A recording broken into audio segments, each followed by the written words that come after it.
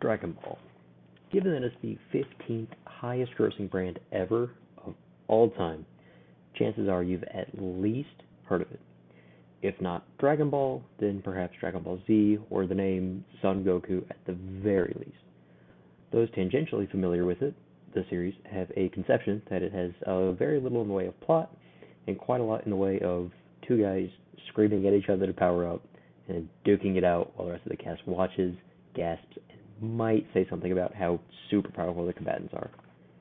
They're not 100% wrong, but this conception largely applies more to the latter half of Dragon Ball Z, and even then there still remains quite a bit of plot and character building in that latter half of Z, in addition to the cool fights, but I digress.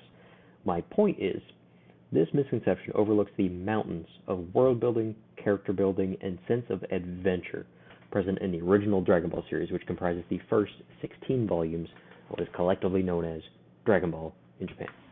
In America, for the VIZ release, the distributors marked everything from volume 17 through volume 42 as Dragon Ball Z, and volumes 1 through 16 are just Dragon Ball. Those first 16 volumes, which I will just simply call Dragon Ball from now on, follow the story of Goku as a child and his growth and maturity to adulthood, and most certainly can be qualified as a modern epic, though perhaps maybe not quite on the level of something of, say, Dune or Star Wars, but certainly of a higher caliber than most of its contemporaries at the time. So how exactly did Dragon Ball come about, and what on earth is giving me the gumption to call it an epic? Well, the best way to begin is simply by beginning. So let's take a deep dive into the world of epics and Dragon Ball. So Dragon Ball first began serialization in the Weekly Shonen Jump magazine in 1984, and the author, Akira Toriyama, was fresh off the heels of his last successful manga, Dr. Slump. The plot begins when a young girl named Bulma, on a hunt for the 7 magic Dragon Balls, encounters a child named Goku deep in the mountains. Goku just so happens to have the 4-star Dragon Ball in his possession as a keepsake from his late grandfather, Gohan, but the only way Bulma can get the 4-star ball is if she promises to take Goku with her, and Goku in turn gets the opportunity to explore the world and meet new people, as he's been living in the mountains all of his life and he wants to see all of the wonders and mysteries of the world. Together they go on a globe-trotting adventure full of danger and a colorful cast of characters to accomplish their mission. Once the Dragon Balls are gathered, the Dragon God Shenlong is summoned to grant one wish and only one wish, and then the Dragon Balls turn to stone and disperse all over the world, where they will not be able to be found for 1 year. With nothing better to do, and with a promise to keep, Goku goes and visits the Turtle Hermit, a wizened old martial arts master that Goku and Bulma met on their travels. Goku and another student named Krillin learn martial arts from the old master and compete in the Strongest Under the Heavens World Martial Arts Tournament a year later. Both children have gained superhuman levels of strength under the Turtle Hermit. However, they both end up losing to a man named Jackie Chun, who in reality is the Turtle Hermit Master Roshi in disguise. With the tournament over and done with, Goku resolves to train harder than ever to surpass Chun in the next tournament, and goes off in search for his grandpa's Dragon Ball, now that they have activated once again. This time, though, he's searching solo, and he encounters the evil Red Ribbon Army, who are intent on finding Dragon Balls as well, in order for their commander to wish to be a couple of inches taller. Goku eventually finds his ball in the Sanctuary of Karin, but an innocent father is killed, so Goku continues his search to gather all the Dragon Balls and bring the man, Bora, back to life. In doing so, he must climb the Karin Tower and gain even greater strength with training under Master Karin to defeat the Red Ribbon Army, which he does, and it blindsides everybody. They did not expect him to be able to do it. Even Master Roshi is surprised Goku is capable of such a thing. One Dragon Ball, however, is still missing, and it won't show up on the radar, so the team goes to the palace of the mysterious old crone fortune teller Baba, who either charges $10 million for a fortune telling, or you have to defeat her 5 champions, because she loves fights. Goku, Yamcha, Krillin, Puar, and Bora's son Upa carried battle Baba's 5 champions. Goku carries the team to the last 3 battles. Krillin loses the first match. Puar and Upa beat that opponent, but then they just tag out because they know they don't stand a chance. Yamcha wins the second match and then loses to the third person, so Goku has to beat the third person, the fourth person, and the mysterious fifth champion, who is his late grandfather, Grandpa Gohan, who fortune teller Baba brought back from the other world for one day so he could see how much Goku's grown in his absence. Grandpa Gohan surrenders after testing Goku's abilities, and the location of the last Dragon Ball is divined. So Goku goes, grabs it. Upa's father is brought back in the sanctuary of Karin, and Goku travels the world on foot for the next 3 years to learn and prepare for the next World Martial Arts Tournament. 3 years later, at the tournament once again, Goku, Yamcha, Krillin, Jackie Chun, and newcomers Ten Shinhan and Chaozu all make it to the finals. Ten Shinhan and Chaozu are from the Crane School of Martial Arts, the arch rivals of the Turtle School. Everybody involved is an absolutely fantastic martial artist, but the final match comes down to Goku and Ten Shinhan, and Goku only does lose out of pure bad luck. Even Ten Shinhan acknowledges it. The gang's about to go out to dinner when they discover that Krillin was killed in the tournament's locker room. Killer took Goku's Dragon Ball, and he had with him and left behind a piece of paper with a symbol for demon on it. Master Roshi believes that the great Demon King Piccolo has returned, so Goku takes off after the killer out of rage, in spite of everybody telling him to stay because he will get slapped. It's a difficult battle, many ups and downs. Krillin, Chaozu, and Master Roshi all end up dead. Great Demon King Piccolo uses Shenlong to restore his youth, and then kills him too. Ten Shinhan was almost killed, but Goku, with newly unlocked strength and power from Master Karin, shows up and battles Great Demon King Piccolo and ends up defeating him. Before his death, though, King Piccolo puts all of his essence into an egg and spits it far over the mountains, where it hatches into a more or less exact copy of him, though at the apparent age of around 7. Goku returns to Karin Tower to see what to do about Shenlong, and Master Karin gives him permission to go and meet Kami, the Guardian of Earth, or a more literal translation of his name would be God. Goku goes up and he meets God. It is on Kami's lookout that Goku meets Mr. Popo, Kami's attendant, passes the test to meet Kami, who used to be a whole being with Piccolo, was forced to shed his evil tendencies to assume the role of Guardian of Earth from his predecessor. Those evil tendencies became Demon King Piccolo. Kami reveals that Piccolo Jr. is alive and that Kami can't kill him, but he will revive Shenlong under the condition that Goku stays with him and trains for the next World Martial Arts Tournament, where Piccolo Jr. is going to be there. So Kami is going to revive Shenlong in order to train Goku to defeat Piccolo Jr. 3 years later, the gang's all grown up. They're no longer children.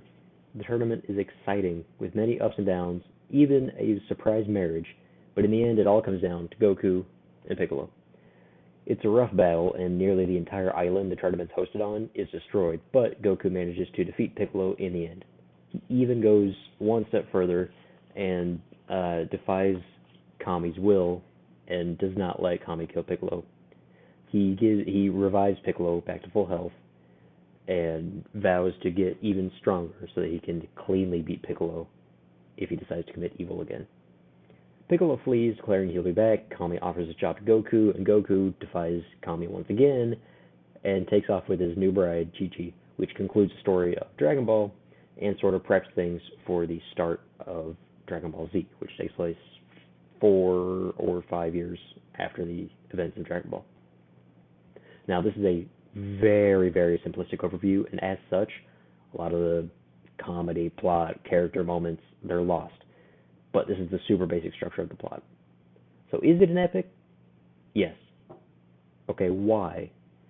Well, the best way to answer that question is first define what an epic is. If you stick to one culture's definition, you really do pretty much exclude nearly all other cultural epics, so it's best to gather a trait pool instead of sticking to the exact wording of definitions that scholars have come up with. So first and foremost, an epic must contain some sort of cultural guidance. The Odyssey contains guidance on how to properly approach the heads of foreign houses and gives the audience an idea of what their home, their oikos, should kind of look like. The oikos in Greek culture was super important, so it only makes sense that one of their great stories that survived to this day would kind of give the audience guidance on how to properly maintain the oikos. The ancient Sumerian epic of Gilgamesh offers guidance on how to cope with death, both your own or the death of a loved one. When Enkidu learns he's dying, he's initially super hateful, full of rage at everyone he could possibly be mad at, before he realizes that, being angry is a really bad way to spend your final moments. And so he turns right around, as a 180, and starts blessing those people he had just cursed. After Enkidu's death, Gilgamesh goes on a journey to try to bring him back and to find a way to avoid death for himself. Though along the journey, he learns and he comes to terms with the fact that Enkidu is gone and cannot be brought back, and that no matter what he does, Gilgamesh too will one day perish, and he has to make peace with that. These are somewhat common ways of reacting to death, so they were put in a story that contains consolation and a method of dealing with death for those who simply don't know what to do. Though Dragon Ball's message is a somewhat complicated matter. Those who do a casual read-through might take away that life is more enjoyable if you don't take everything so seriously all the time. You just relax a little bit. Or maybe you might try to take away the message that the only way you'll ever actually fail is if you stop trying. Challenges life may throw your way may seem daunting and insurmountable, but they're always conquerable, so long as you never stop trying to conquer them. These are both wholly valid interpretations of the message. However, the editor of Dragon Ball would disagree with you. According to Kazuhiko Torishima, editor for Akira Toriyama on both Dr. Slump, his previous work, and Dragon Ball, he felt that the series had picked up too many characters and was afraid that after Shenlong granted the first wish, that readers would assume the story would just repeat and it would get stale. So, after reading and studying Fist of the North Star, which was another super popular manga at the time, it was one of the most popular manga at the time, Torishima decided to make Dragon Ball a work without substance. And he had Toriyama cut back on the number of characters and begin the first World Martial Arts Tournament arc. One of Torishima's main takeaways from Fist of the North Star was that kids didn't want to read comic books with messages in them. They just wanted to read funny and exciting comics, so he set Dragon Ball on that track, which it sort of casually followed until the end of Dragon Ball Z. What we have here is a case of which interpretation is more valid. Is the author's intended message the end-all, be-all message of the work, or is it the reader's personal takeaways that count more? I personally think the latter is more valid. Creator intent is great and can put the reader in the right headspace if they know what the intent of the story is beforehand. But if I come away from a piece of media, then, everything I felt, everything I thought, everything I learned while I was consuming that piece of media, that's me, that's mine and mine alone. When I read Dragon Ball, I came away with the impression that it's suggesting life's more enjoyable when you relax, but you should also don't be a slacker. Give 110% effort in all your endeavors. These are perfectly fine things to take away, even if they weren't intended by the creator. Moving on, another common hallmark of the epic is that they never really start at the beginning of the tale. Dragon Ball follows this tradition with no caveats. When we're first introduced to Goku, he's already about 12 and he's living in the forest after the death of his grandpa Gohan. Bulma already has 2 Dragon Balls in her possession. We don't ever see how she got both of them, or how Grandpa Gohan died, or how Goku initially came to Earth. Although it wasn't actually established until Dragon Ball Z, Goku is a member of an alien race of warriors called the Saiyans, and his father Bardock, seen here, sent him to Earth in a capsule after Bardock had visions of their home planet Vegeta being destroyed. It's very much Superman. But it wasn't established until a television special for the sequel series. However, this is officially what has happened, and we did not see it at all in Dragon Ball. Another fairly common and somewhat more important aspect of an epic is the scale and setting. Traditionally, epics are set in a so-called dream time. There's no set dream time, and it varies from culture to culture. The Aborigines had the actual dream time, which is just the period of time before humans came to Australia. The Greeks like to use the time period around the Trojan War as their dream time, and the Europeans love to use the Dark Ages as their dream time. For the United States, it would very clearly have to be the Wild West. The actual Wild West lasted only maybe 20 years from the late 1800s to the early 1900s, but there are so many stories, paintings, songs, and whatnot that are either set during or depict a scene from the Wild West, and actual hard dates and years are pretty sparse and rare. It's just the Wild West, and everybody knows what that means. Dragon Ball is, of course, set in a dream time. In fact, in the very, very first panel, the narration gives up halfway through trying to describe when and where the story takes place, addresses the reader directly, and tells them the story is set in the kind of places that these stories have to be set. Is a little wishy-washy? Yes, but Dragon Ball is definitively set in whatever dream time the reader thinks of as the dream time. In terms of scale, epics typically involve traveling the world, either traveling the world itself or covering some huge distance, perhaps having to cross a continent. Dragon Ball certainly does this. Goku has to traverse the world several times over to find the Dragon Balls whenever they get used, as they scatter all over the world. I could go on, but I'm going to wrap this up for the sake of brevity. If you were to judge Dragon Ball as an epic based solely on how the story feels, it passes with flying colors. Goku travels the world searching for the Dragon Balls. He battles mighty enemies, he battles great demons. He trains himself up and strengthens himself through mystical arts. He even meets and then surpasses God himself. It certainly feels like an epic. If, on the other hand, one were to judge Dragon Ball as an epic based on whether or not it has major hallmarks of epics, it also passes. It's a story that starts in the middle of things. In medias res is the proper phrase. It's set in a mystical, dreamlike period. There's modern technology. In fact, there's technology beyond what we have now, coexisting right there with mystic arts and rustic little farming villages. The main character travels all around the globe to accomplish a quest or some sort of task. And readers, if they go looking for it, they can find a cultural message, even if the editor and subsequently the author did not intend one to be there. It's taken all of the important boxes, and it's just plain old fun to boot. To some, it may not reach the heights of the classics, but it certainly should not be counted out or disregarded just because of it.